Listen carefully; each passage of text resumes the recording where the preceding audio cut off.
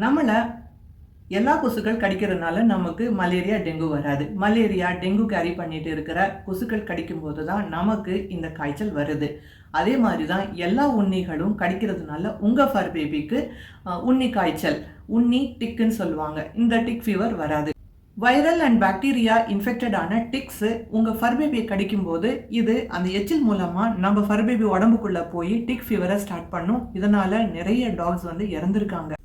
இப்போ நம்ம types of tick fever, ticks எப்படி நம்ம ஃபர் பேபிக்கு வருது, வந்ததுன்னா சிம்டம்ஸ் என்னென்ன, அப்புறம் அதை எப்படி ரிமூவ் பண்ணணும், எப்படி டிஸ்போஸ் பண்ணணும், அப்புறம் வருமுன் எப்படி காப்பாற்றுறதுன்னா இந்த வீடியோக்குள்ளே பார்க்க போகிறோம். இன்னும் நம்ம சேனலை சப்ஸ்கிரைப் பண்ணலைன்னா சப்ஸ்கிரைப் பண்ணி வச்சுக்கோங்க. ஏன்னா டாக் ரிலேட்டடான பல பயனுள்ள வீடியோக்களை நம்ம ரெகுலராக போஸ்ட் பண்ணிகிட்டே இருப்போம். அது உங்களுக்கும் உங்கள் ஃபர் பேபிக்கும் ரொம்ப ஹெல்ப்ஃபுல்லாக இருக்கும்.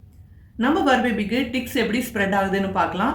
நம்ம ஃபர் பேபியை வாக்கிங் கூட்டிகிட்டு போகிற இடத்துல புல்லில் ஏதாவது குஞ்சு பொறிச்சு இருந்ததுன்னா, உண்ணிகள் குஞ்சு பொறிச்சு இருந்ததுன்னா முட்டை வச்சு அது வழியாக நம்ம ஃபர் பேபி நடந்து அதை தொட்டுட்டு போகும்போது அந்த உண்ணி வந்து நம்ம ஃபர் பேபி மேலே ஏறிடும். இல்லைன்னா வேறு ஏதாவது டாக்ஸுக்கு உண்ணிகள் இருந்ததுன்னா அவங்க கூட விளையாடும் போது ஃபிசிக்கல் டச் இருக்கும்போது அங்கேருந்து இங்கே வந்துடும். அது அப்படி இல்லைன்னா நம்ம ஏதாவது நடந்து வர வழியில் உண்ணிகளை மிதிச்சுட்டு அது வந்து நம்ம ஷூ மேலேயோ செருப்பு மேலே நம்ம உடம்புல ஏறி இருந்ததுனாலும் நம்ம எடுத்துகிட்டு வந்து காலை மேட்டில் தேய்ச்சிருப்போம், இல்லைன்னா சோஃபாவில் உக்காந்துருப்போம், சோஃபாவில் வந்துடும், இல்லைன்னா மேட்டில் விழுந்திருக்கும். அப்புறம் நம்ம பப்பிங்க போய் மேட்டில் படுக்கும்போதோ இல்லைன்னா சோஃபாவில் எங்கேயாவது உட்காரும் போதோ அவங்க மேலே அந்த உண்ணி வந்துடும். இல்லைன்னா நம்ம நினச்சிட்டு இருப்போம் நம்ம தான் சுத்தமாக வச்சுருக்கோமே, எங்கேருந்து தான் இந்த உண்ணி வருதுன்னு. இந்த மூலமாக தான் வரும். காற்றுலலாம் பறந்தெல்லாம் வராதுங்க உண்ணி. நிறைய உண்ணி உங்கள் பப்பியை கடிச்சிட்டு இருந்ததுன்னா உண்ணி ஃபீவர் வந்துருமான்னு கேட்டால் அப்படி உண்ணி ஃபீவர் வராது. நிறைய உண்ணி கடிச்சதுன்னா நோய் எதிர்ப்பு சக்தி குறைய சான்ஸ் இருக்குது, பிளட்டு கம்மியாக சான்சஸ் இருக்குது. ஆனால் ஒரே ஒரு உண்ணி, இன்ஃபெக்டட் உண்ணி உங்கள் பப்பியை கடிச்சதுன்னா கண்டிப்பாக அந்த இன்ஃபெக்ஷன் உங்கள் பப்பிக்கும் வந்துடும், டிக் ஃபீவர் வந்துடும். Tick fever types: canine babesiosis, canine hepatozoonosis, இந்த மாதிரி 6 வகையான டிக் ஃபீவர் இருக்குது. ஒன்றுத்துக்கும் ஒரு மாதிரியான சிம்டம்ஸ் இருக்குது. நம்ம இப்போ காட்டின மாதிரி ஃபஸ்ட் இந்த டைப்ஸ் எல்லாம் பார்த்துடலாம், நெக்ஸ்ட்டு சிம்டம்ஸை பார்க்கலாம். இப்போ நம்ம பார்த்த எல்லா வகையான டிக் ஃபீவருமே ரொம்ப டேஞ்சர் தான். இதிலிருந்து எந்த ஒரு உண்ணி காய்ச்சல் உங்கள் ஃபர் பேபிக்கு வந்திருந்தாலும் ரொம்ப உயிரை எடுக்கக்கூடிய அளவுக்கு ரொம்ப டேஞ்சரான ஒரு டிசீஸ் தான் இது. இப்போ நம்ம பார்த்த எல்லா வகையான டிக் ஃபீவரையும் ஜென்ரல் டேர்மாக டிக் ஃபீவர்னு சொல்லுவாங்க. அதோட சிம்டம்ஸை பார்த்துட்டு வரலாம். ஃபஸ்ட்டு ரொம்ப ஹை ஃபீவர் இருக்கிறது, ரெண்டாவது வந்து சடனாக அவங்களுடைய ஃபுட்டு மேலே இன்ட்ரெஸ்ட் போயிடும். அவங்களுக்கு ஃபீவர் இருக்கும்போது அவங்களுடைய மூக்கு ட்ரையாக இருக்கும், கண்ணு ட்ரையாக இருக்கும், காது மூக்கெல்லாம் கொஞ்சம் சூடாக இருக்கும். அதுலேருந்து நீங்கள் கண்டுபிடிச்சிக்கலாம் ஃபீவர் இருக்குன்னு. அப்புறம் சாப்பாட்டு மேலே இன்ட்ரெஸ்ட் போயிடும் அவங்களுக்கு, சடனாக சாப்பிட்றத நிறுத்திடுவாங்க. அப்புறம் வாமிட் இருக்கும், டயரியா போயிட்டுருக்கும், கண்ட்ரோல் இல்லாமல் போகும், இருமல் வரும், அப்புறம் ப்ளீடிங் ஆகும், மூக்கிலேருந்து ப்ளீட் ஆக ஆரம்பிச்சிருவாங்க, அப்புறம் அனிமியாவாக ஆயிடுவாங்க, அப்படியே ரத்த சோகை ஆயிரும். அப்புறம் வந்து உடம்புல அங்கங்கே தடிப்பாக வரும், முகமும் உடம்புலையும் அங்கங்கே தடிப்பு வர ஆரம்பிச்சிடும். இதிலிருந்தே நீங்கள் வித்தியாசத்தை புரிஞ்சுக்கலாம். ரொம்ப சோர்வாக இருப்பாங்க, தலைவலிக்கும், அப்புறம் உடம்பெல்லாம் அவங்களுக்கு மசில் ஏக் இருக்கும், நமக்கு உடம்புல வலிக்கிற மாதிரி அவங்களுக்கும் ரொம்ப வலிக்கும். அப்புறம் கண்ணில் வந்து பீழை வந்துட்டே இருக்குங்க. இது எல்லாமே வந்து அறிகுறிகள். இன்னும் மிச்சத்தையும் நான் வந்து லிஸ்ட்டில் கொடுத்துருக்கேன், ஸ்க்ரீனில் பார்த்துக்காங்க. டிக் ஃபீவர்னால நோய் எதிர்ப்பு சக்தி நல்லாவே போயிடும். சிவியர் கேசஸில் அவங்களுடைய உடம்பு குறைய ஆரம்பிச்சிடும். அப்புறம் பிளேட்லெட் கவுண்ட் எல்லாம் 2 லட்சத்துக்கு மேலே இருக்க வேண்டியது 30,000 மாதிரி குறைஞ்சிரும். இதனால் பிளட் கிளாட் ஆகிறது, ரத்தம் உறையும் தன்மை குறைஞ்சி மூக்கு வழியாக ப்ளீடிங் ஆக ஆரம்பிச்சிடும். அப்புறம் பிளட்டோடைய தின் வெசல்ஸ் இருக்கிற இந்த வயிற்று போர்ஷன்லாம் ரத்த பேட்சை நீங்கள் பார்க்கலாம், பிளட் பேட்சஸை பார்க்கலாம். இது எல்லாமே டிக் ஃபீவருக்கான அறிகுறிகள் தான். இவங்களுக்கு வலிப்பு வரலாம், உயிர் போகிறதுக்கும் நிறைய வாய்ப்புகள் இருக்குது. டிக் ஃபீவர்னால ஜாண்டிஸ் வரும், பிளேட்லெட்ஸ் எல்லாம் கம்மியாயிரும். டெங்கு வந்தால் நமக்கு கம்மியாகிற மாதிரி தான் இவங்களுக்கும் கம்மியாகும். அப்புறம் ஆர்கன் ஃபெயிலியர்ஸ் எல்லாம் நிறைய வந்துடும். சம்டைம்ஸ் சிவியர் கேசஸில் வந்து பிளட் டிரான்ஸ்ஃபியூஷன் கூட பண்ண வேண்டியது இருக்கும். சில டிக் ஃபீவரோட அறிகுறியில் வந்து நிறைய தண்ணி குடிச்சிட்டே இருப்பாங்க. சில டிக் ஃபீவரில் ஆய் வந்து 2 நாளைக்கு ஒரு தடவை தான் போவாங்க. சிலதில் டயரியா போகிற மாதிரி சில கேஸில் வந்து ஆயே 2 நாளைக்கு ஒரு தடவை தான் வரும். அப்புறம் யூரின் கலரும் வித்தியாசமாக ஒரு மாதிரி ப்ரௌன் கலராக இருக்கும்னு சொல்கிறாங்க. How to remove ticks? சரி, நம்ம ஃபர் பேபி உடம்புல டிக்ஸ் இருக்கான்னு நீங்கள் செக் பண்ணுறீங்க. ஒரு உண்ணிய கண்டுபிடிச்சிட்டீங்க. எப்படி எடுப்பீங்க உண்ணிய? உண்ணி எடுக்கும்போது உங்க கையில வந்து ட்வீசர்ஸ் இருக்கணும். இல்லன்னா ஃபோர்செப்ஸ் மாரி ஒரு எக்யூப்மென்ட் வச்சு தான் எடுக்கணும். கையில பார்த்த உடனே அப்படி பிடுங்கக்கூடாது. நம்ம பிடுங்குனோம்னா, அந்த உண்ணியுடைய தலை வந்து அங்கேயே மாட்டிக்கும். அப்படி இல்லன்னா அமுக்கும்போது, இந்த உண்ணிக்குள்ள இருக்கிற ரத்தம் வந்து இன்ஃபெக்டட் ரத்தம் இன்னும் கொஞ்சம் அதிகமா நம்ம ஃபர் பேபி உடம்புக்குள்ள போயி, ஜாஸ்தி இன்ஃபெக்ஷன உடனே ஏற்படுத்திரும். ஸோ நம்ம ட்வீசர்ஸ் மாரி எக்யூப்மென்ட் வச்சு எடுக்கும்போது, நம்ம தோல் வரைக்கும் போயிடும். நம்ம ஃபர் பேபியுடைய தோல் வரைக்கும் போயிட்டு, அத எடுக்க போற டைம்ல நல்லா ஸ்ட்ரெயிட்டா எடுக்கணும். இப்படி சுத்தலாம் கூடாது. அப்புறம் நசுக்கக்கூடாது. அப்படியே ஸ்ட்ரெயிட்டா ஸ்ட்ராங்கா இப்படி இழுத்துறணும். இழுத்துட்டாவே போதும். சரி, உங்களுக்கு இது பண்றதுக்கு கஷ்டமா, பயமா இருந்ததுன்னா கண்டிப்பா டாக்டருடைய ஹெல்ப் எடுத்துக்காங்க. அவங்க இதை ஈஸியா ஹேண்டில் பண்ணிருவாங்க. நிறைய டிக்ஸ் இருந்ததுன்னா அதை வந்து நம்ம இப்படி வீட்ல விட்டுட்டு இருக்கக்கூடாது. ஏன்னா இது எடுத்து விடுறதுனால பேரலைஸ் வர்றதுக்கு வாய்ப்புகள் இருக்கு ஃபர் பேபிக்கு. அதுக்கு தான் நம்ம ஃபர் பேபிஸ் வந்து அவங்க வாய் வச்சு இப்படி பிடுங்க ட்ரை பண்ணாங்கன்னா எடுக்க விடாதீங்க. வாயில கடிச்சு எடுக்க விடாதீங்க. ஏன்னா அதோட தலை வந்து அங்கே மாட்டிக்கிச்சுன்னா இன்ஃபெக்ஷன் இன்னும் அதிகமாகும். அந்த இடம் ஃபுல்லுமே அந்த உண்ணிலிருந்து வந்த ஃப்ளூயிட் வந்து எஃபெக்ட் பண்ணி விட்டுரும். அப்புறம் கொத்து கொத்தா முடி உதிர ஆரம்பிச்சிடும் ஃபர் பேபிக்கு. அதனால நீங்களே அதை சரியான முறையில் எடுங்க. அப்படி பிடுங்கி எடுக்கிறதுக்கு உங்களுக்கு பயமா இருந்ததுன்னா இந்த மெத்தடும் ட்ரை பண்ணுங்க. இப்போ இதெல்லாம் கேட்டுட்டீங்க, என்னடா நம்ம பிடுங்கணும்னா பாதி அங்கே மாட்டிக்கும், வாய் மாட்டிக்கும்னு சொல்றாங்களே, இன்ஃபெக்ஷன் அதிகமாகும் கேள்விப்பட்டேனே. சரி, எப்படி எடுக்கலாம்னா இந்த மெத்தட் யூஸ் பண்ணலாம்.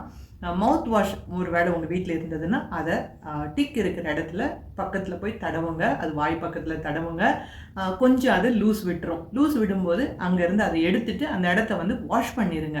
ஏன்னா பப்பி வந்து அந்த மவுத் வாஷில் வாய் வைக்கக்கூடாது. How to dispose ticks? எடுத்த உண்ணியை நம்ம நசுக்கக்கூடாது. நசுக்கும் போது அது உடம்புல இருக்கிற 10,000 முட்டைகள் வந்து அத்தனை உண்ணியை டெவலப் பண்ணிடும். அதை நம்ம பேர்ன் பண்ணி தான் ஆகணும். இல்லைன்னா கெரோசினில் போடுவாங்க. 1 மணி நேரம் போட்டு விட்டுட்டிங்கன்னா அது தானாக இறந்து போயிடும். கண்டிப்பாக இதை வந்து நம்ம நசுக்கக்கூடாது. அப்புறம் உண்ணிகள் வந்து எந்த இடத்துல டாக்ஸ் இருந்ததோ அந்த ரூமை ஃபுல்லு வந்து நீங்கள் க்ளீன் பண்ணுங்கள். டிக் ஸ்ப்ரே, அதாவது ரூமுக்கு டிக்ஸ் வராமல் இருக்கிறதுக்கு நீங்கள் டாக்டர்கிட்ட கன்சல்ட் பண்ணிவிட்டு டாக்ஸுடைய கெனல் இல்லைன்னா டாக்ஸ் இருக்கிற ரூமில் நீங்கள் வால் பக்கத்துலலாம் உண்ணிகள் இருக்கான்னு செக் பண்ணி பார்த்துக்காங்க. ஏன்னா இடுக்குலலாம் போய் அது முட்டை போட்டு இருக்கும். நீங்கள் என்ன தான் டாக்ஸ் மேலே இருந்து எல்லா உண்ணிகளை நீங்கள் எடுத்தால் கூட, இல்லை ட்ரீட்மெண்ட் பண்ணியிருந்தா கூட, அது திருப்பி வந்து மேலே எங்கெங்கே போய் முட்டை போட்டிருந்ததோ சொன்னால ஆயிரக்கணக்கான முட்டைகள் வந்து குஞ்சு பொரிச்சிருக்கும். அது எல்லாமே ஒன்று ஒன்றா கீழே இறங்கி உங்கள் ஃபர் பேபி மேலே வந்து ஒட்டிக்கும். யூஸே இல்லைன்னா அதெல்லாம் நம்ம சுற்றி அவங்க இருக்கிற இடத்த க்ளீன் பண்ணலைன்னா நம்ம ஃபர் பேபி மேலே மட்டும் எடுத்து எந்த யூஸும் இல்லை. How to prevent ticks? நம்ம ஃபர் பேபி உடம்புல டிக்ஸ் வராமல் எப்படி பார்த்துக்கலாங்கிறதுக்கு ஒரு பாட்டி வைத்தியம் இருக்குது. என்னென்னா, அந்த காலத்தில் பூண்டு யூஸ் பண்ணியிருக்காங்க. பூண்டு வந்து டாக்ஸின் தான். ஆனால் வாரத்துக்கு ஒரு நாளைக்கு இல்லைன்னா 2 நாளைக்கு வந்து ஒரே ஒரு பல்லு, இன்னைக்கு ஒரு சமையல் நம்ம பப்பிக்காக சமைக்கிறீங்கன்னா அதில் ஒரே ஒரு பல்லு தான் போடணுங்க. ஃபுல் பூண்டு போட்டக்கூடாது. ஒரு பல்லு, அதுலேருந்து ஒரு பல்லை மட்டும் எடுத்துட்டு அவங்க சமையலில் சமைச்சு போட்டிங்கன்னா வாரத்துக்கு 2 நாள் தான். அதிகமாக இது நல்லதுன்னு நினச்சிட்டு போட்டுட்டிங்கன்னா ரொம்ப டாக்ஸின் ஆயிரும், விஷமாயிடும். அதனால் வாரத்துக்கு 2 நாள் 2 பல்லு தான் உபயோகப்படுத்தி இருக்கணும் வாரத்துக்கு. இதன் மூலமாக அவங்களுடைய உடம்புல வந்து டிக்ஸ், உண்ணிகள் சேராமல் நம்ம பாதுகாத்துக்கலாம். டிவார்மிங் பண்ணிகிட்டே இருக்கணும். எவ்ரி 3 months ஒன்ஸ் வந்து நீங்கள் டாக்டர் எந்த மருந்து சொல்லியிருக்காங்களோ, எந்த டோசேஜ் சொல்லியிருக்காங்களோ அதை வந்து உங்கள் ஃபர் பேபிக்கு கொடுத்துட்ருக்கணும். ரெகுலராக ஒரு தடவை கொடுத்துட்டா வாழ்க்கை ஃபுல்லுக்கும் அது ஓகேவானா இல்லை, 3 மாதத்துக்கு ஒரு தடவை வந்து டிவார்மிங் பண்ணணும். ஒருவேளை என்னால் மெடிசின்ஸ் எல்லாம் கொடுக்க முடியாமல் இருக்கிற சூழ்நிலை இருக்குன்னா நீங்கள் இம்மீடியட்டாக வேப்ப இலையை வந்து அரைச்சி கொஞ்சம் கொஞ்சமாக ஒரு 4-5 இலையை வந்து அப்பப்போ பப்பியுடைய வயிற்றில் வந்து போகிற மாதிரி பார்த்துக்காங்க. மாதத்துக்கு 2 தடவை எப்படியோ அதை டாக்டர்கிட்ட கேட்டுக்காங்க. பப்பிங்க வாய் வச்சு இந்த உண்ணிங்களை பிடிச்சி எடுத்தாங்கன்னு வச்சுக்காங்களேன், இந்த ஃப்ளா மாதிரி இந்த குதிச்சிட்டு இருக்கு இல்லையா, அந்த உண்ணியை வந்து வாய் வச்சு எடுத்தாங்கன்னா எடுக்க விடாதீங்க. ஏன்னா இது உள்ளே போயிடுச்சுன்னா நாடா புழுவாக ஆயிரும். உங்கள் ஃபர் பேபி மேலே இருக்கிற உண்ணியெல்லாம் உதிர்ந்து போகிறதுக்கும், அப்புறம் அவங்க வெளியே வாக்கிங் போயிட்டு வரும்போது சேஃபாக போயிட்டு வர்றதுக்கும் வீட்லேயே நம்ம ஒரு எண்ணெயை தயார் பண்ணலாம். அது எப்படின்னு பார்க்கலாம். நீங்கள் 50 ml வேப்பெண்ணெய் எடுத்துக்காங்க. அதே மாதிரி 50 ml புங்க எண்ணெய், 50 ml இலுப்பை எண்ணெய், அப்புறம் 10 ml விளக்கெண்ணெய், அப்புறம் 15 கிராம்ஸுக்கு வந்து பச்சை கற்பூரம். இதை வந்து நம்ம டபுள் பாயில் பண்ண போகிறோம். எப்படின்னா டைரெக்டாக ஸ்டவ் மேலே ஹீட் பண்ண போகிறது இல்லை. ஒரு பாத்திரத்தில் இந்த எண்ணெயெல்லாம் விட்டுட்டு அதில் இந்த பச்சை கற்பூரத்தை, அதாவது நம்ம லட்டுலெல்லாம் போட்டு சாப்பிட்ற கற்பூரம், சாமிக்கு காட்டுற கற்பூரம் இல்லைங்க, லட்டில் போடுற பச்சை கற்பூரம். அந்த பச்சை கற்பூரம் வந்து 15 கிராம்ஸ் தான் எடுத்துக்கணும். எடுத்துட்டு இந்த எண்ணெயில் போட்டுட்டு நீங்கள் எப்படி பாயில் பண்ண போகிறீங்கன்னா டபுள் பாயிலிங் மெத்தடில் பாயில் பண்ண போகிறீங்க. எப்படின்னா டைரெக்டாக நம்ம ஸ்டவ் மேலவே வைக்காமல் ஸ்டவ்வில் வந்து ஒரு மேலே ஒரு பாத்திரத்தை வச்சுட்டு அதில் தண்ணி ஊற்றிட்டு அதில் ஒரு ஸ்டாண்டு மாதிரி உள்ளே போட்டுட்டு அந்த ஸ்டாண்டு மேலே ஒரு சின்ன பாத்திரத்தில் இந்த எண்ணெயை வச்சுட்டு அந்த கற்பூரம் பச்சை கற்பூரம் வந்து மெல்ட் ஆகிற வரைக்கும் விட்டுருங்க. அது கொஞ்சம் சிம்லேயே வச்சு கொதிக்க விடுங்க, அதாவது சூடு பண்ணுங்க. தானாக அந்த பச்சை கற்பூரம் வந்து மெல்ட் ஆயிரும். அதுக்கப்புறமா இந்த எண்ணெயை வந்து உங்கள் ஃபர் பேபி மேலே நல்லா குலுக்கிட்டு அப்புறம் இதை வந்து நல்லா குலுக்கிட்டு ஒரு பாட்டிலில் ஸ்டோர் பண்ணி வச்சுக்காங்க. இந்த எண்ணெயை நீங்கள் உங்கள் ஃபர் பேபி மேலே போட்டுட்டு ஒரு நல்ல ஸ்கின்லெல்லாம் படுற மாதிரி போட்டுட்டு ஒரு 15லேருந்து 20 நிமிஷம் விட்டுருங்க. அதுக்கப்புறமா நார்மலாக பார்த்து நீங்கள் எந்தாவது ஷாம்பு போட்டு குளிக்க வைக்கிறீங்கன்னா அந்த ஷாம்பு யூஸ் பண்ணி குளிக்க வச்சுருங்க. ஒருவேளை இது குளிப்பாட்டுற நாள் விட்டுட்டு வேற நாளில் எப்படி யூஸ் பண்ணலான்னா இந்த எண்ணெய் எடுத்து யூஸ் பண்ணும்போதெல்லாம் நல்லா குலுக்கிட்டு யூஸ் பண்ணுங்க. ஃபர் மேலே மட்டும் நீங்கள் போட்டு விட்டுட்டு வாக்கிங் கூட்டிகிட்டு போகலாம். இந்த ஸ்மெல்லுக்கே உண்ணிகள் வந்து அவங்க மேலே வராது. இருக்கிற உண்ணி கூட நீங்கள் குளிப்பாட்டுறதுக்கு முன்னாடி நீங்கள் ஸ்கின்லெல்லாம் படுற மாதிரி தோலில் படுற மாதிரி போட்டிருந்தீங்கல்ல, அதெல்லாம் உதிர்ந்துடும். நீங்கள் அதை எடுத்துகிட்டு சரியான முறையில் டிஸ்போஸ் பண்ணிடுங்க. நாய்களுக்கு உண்ணிகள் ஜாஸ்தி இருந்ததுன்னா அவங்கள வந்து டாக்டர்கிட்ட காட்டிட்டு அவங்க சொல்கிற முறைப்படி வந்து ட்ரீட்மெண்ட் எடுத்துட்டு அதுக்கப்புறமா மெயின்டெனன்ஸ்க்கு நம்ம சொன்ன மெத்தட்ஸ் எல்லாம் யூஸ் பண்ணிக்கலாம். ரெகுலராக நீங்கள் டாக்டர் கிட்ட செக்அப் கூட்டிகிட்டு போங்க. அப்போ தான் உங்கள் ஃபர் பேபியை வந்து இந்த உண்ணி ஃபீவர்லேருந்து காப்பாற்ற முடியும்.